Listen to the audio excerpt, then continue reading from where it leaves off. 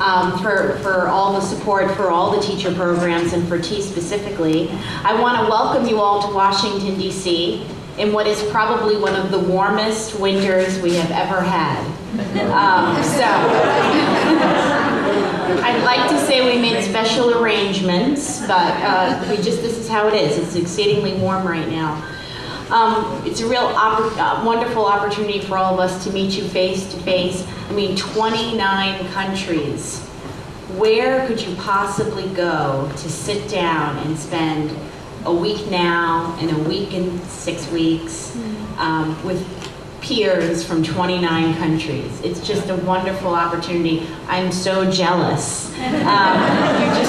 It's just wonderful, wonderful opportunity. And I congratulate you all. I know you all know that the T program is incredibly competitive.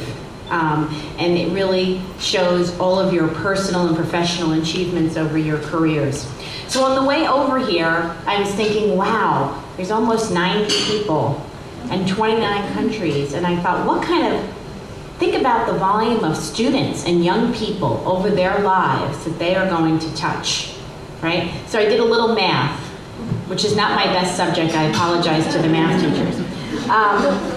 So I figured, okay, on average, maybe you would have a 30-year teaching career, right? And maybe each year you teach about 5 classes. I know for some of you, you're like, ha, I have 50 kids, I've been teaching for 35 years, but I took an average.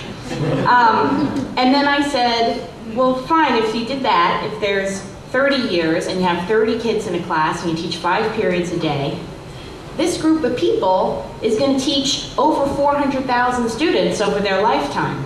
That's a lot of young people. That's 70% of the population of the District of Columbia of Washington, D.C.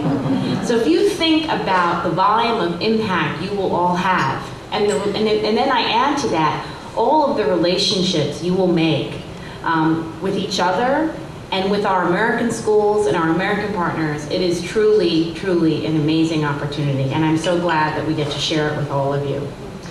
I want to again thank our colleagues at the State Department, who I know spend a lot of time really thinking and working with each of our partners and the embassies and the Fulbright commissions in each country, and designing and developing and thinking about how to make the program stronger and advocating for its continued development and support, which I know we're all struggling in a global economy right now, and you will hear a lot of this, especially because it's election season.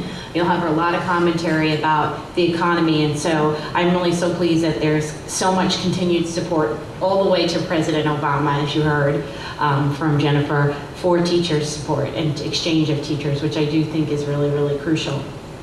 I also want to thank all of our university partners again, who worked so hard in all the months coming up to your arrival and daily while you were here. But I hope that it is a rewarding experience for you and your students and your colleagues and your communities.